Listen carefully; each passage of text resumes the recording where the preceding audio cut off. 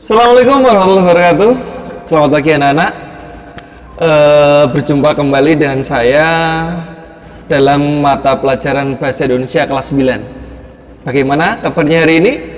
Semoga kalian sehat dan insya Allah dalam lindungan Allah Subhanahu wa Ta'ala. Oke, hari ini kita akan masuk pada pertemuan pertama dalam materi Bahasa Indonesia. Untuk materinya yang pertama yaitu teks laporan percobaan. Tentunya kalian sudah tidak asing dengan kata-kata tersebut, teks laporan percobaan. Pasti salah satu dari kalian atau bahkan semuanya pernah melakukan sebuah percobaan. Dan rata-rata teks laporan percobaan ini ada hubungannya dengan pelajaran IPA. Mungkin dari kalian sudah pernah ada ketika SD atau di kelas 7 maupun 8 membuat sebuah percobaan. Nah, kita nanti akan membahas tentang teks laporan percobaan. Coba, menurut kalian, apa itu teks laporan percobaan? Yuk, silakan. Ada yang tahu?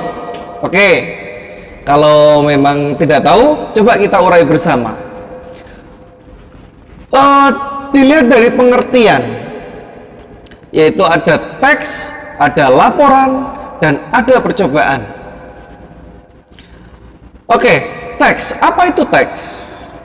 Teks itu pasti dalam bentuk tulisan. Laporan. Apa itu laporan? Laporan berarti sesuatu yang akan dilaporkan kepada seseorang yang menyuruh kita. Itu namanya laporan. Dan percobaan. Apa itu percobaan? Percobaan memiliki nama lain yaitu eksperimen, sesuatu hal yang diuji cobakan. Nah, jadi teks laporan percobaan adalah tulisan yang menyampaikan hasil kegiatan percobaan, baik yang digunakan untuk menguji atau membuktikan suatu teori. Oke, dari teks laporan percobaan ada pertanyaan? Oke, kalau tidak ada, kita lanjutkan. Sebelumnya, dalam materi kita nanti akan membahas tentang pengertian, ciri dan fungsi. Pengertian sudah kita bahas tadi. Sekarang kita masuk pada ciri-cirinya dari teks laporan percobaan. Oke, ciri yang pertama yaitu fakta. Dalam menyampaikan sebuah laporan harus berdasarkan fakta. Fakta itu apa? Ada yang tahu? Fakta itu pasti. Pasti artinya tidak diragukan lagi kebenarannya. Coba kalian amati contoh yang saya berikan ini. Dalam satu buah mangga mengandung sekitar 70 mg vitamin C. Dari kalimat tersebut, apakah itu fakta atau sebuah opini? Mungkin dari kalian ada yang tahu? Ya, dari kalimat yang saya sampaikan tadi bukan merupakan kalimat fakta. Alasannya apa? Ya, betul sekali. Dalam kalimat tadi ada kata yang menunjukkan itu sebuah opini, yaitu ada kata sekitar. Sekitar berarti belum pasti. Belum pasti. Bagaimana kalimat faktanya? Jadi seperti ini. Dalam satu buah mangga mengandung 400 mg vitamin C. Nah, itu baru kalimat fakta karena tidak ada kata sekitar. Yang kedua, dalam teks laporan percobaan, ciri-cirinya itu harus lengkap. Strukturnya harus lengkap. Mulai dari awal sampai akhir. Untuk strukturnya akan kami jelaskan pada pertemuan selanjutnya. Yang ketiga, objektif. Apa itu objektif? Ada yang tahu?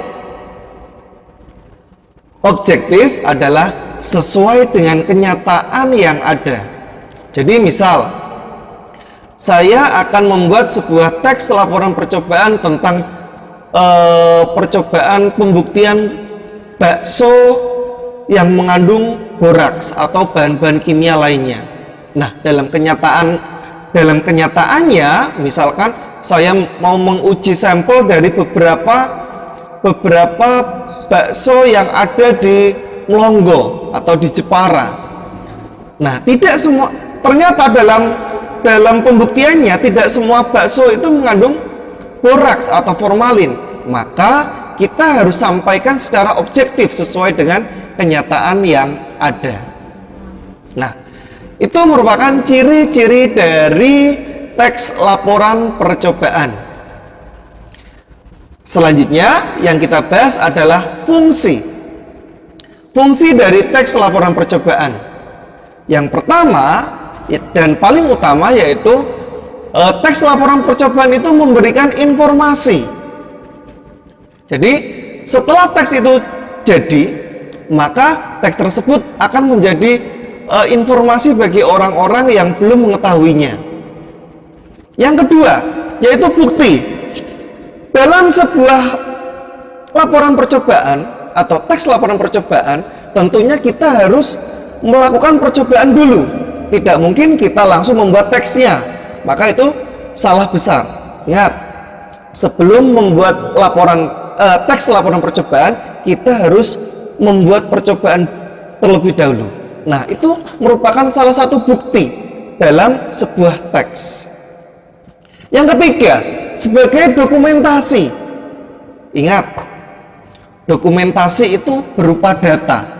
Jadi, dalam teks laporan percobaan itu berisi data-data atau fakta-fakta yang ada dalam laporan tersebut.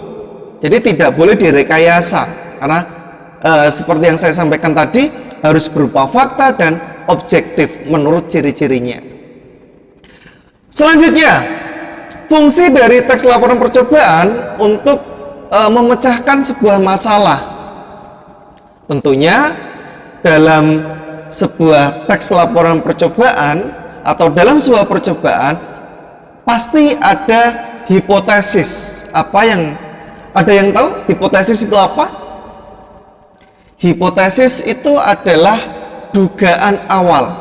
Pasti seseorang melakukan sebuah percobaan itu menduga-duga dulu.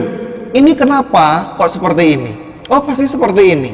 Nah, jadi ada ini hipotesis, dugaan awal. Nah, fungsi dalam teks laporan percobaan adalah untuk memecahkan masalah itu. Hipotesis itu benar atau tidak. Nanti dipecahkan di pemecahan masalah dari hasilnya nanti. Jadi fungsi keempat tadi adalah untuk memecahkan masalah. Selanjutnya yaitu laporan percobaan digunakan untuk laporan pertanggungjawaban. Dalam laporan pertanggungjawaban sudah jelas teks itu nanti sebagai laporan pertanggungjawaban. Jadi tidak mungkin seseorang dalam melakukan sebuah percobaan harus lepas tanggung jawab. Oke, jadi pertanggungjawaban itu sangat penting. Nah, demikian untuk pengenalan awal dari teks laporan pertanggungjawaban. Teks laporan percobaan. Ya, jadi saya harapkan anak-anak nanti tahu dari apa yang saya jelaskan, yaitu yang pertama ada pengertian, yang kedua ciri-ciri dan fungsi. Oke, demikian yang dapat saya sampaikan. Sampai jumpa dalam pertemuan selanjutnya, yang tentunya masih dalam teks laporan percobaan. Wabillahi taufiq wal hidayah. Wassalamualaikum warahmatullahi wabarakatuh.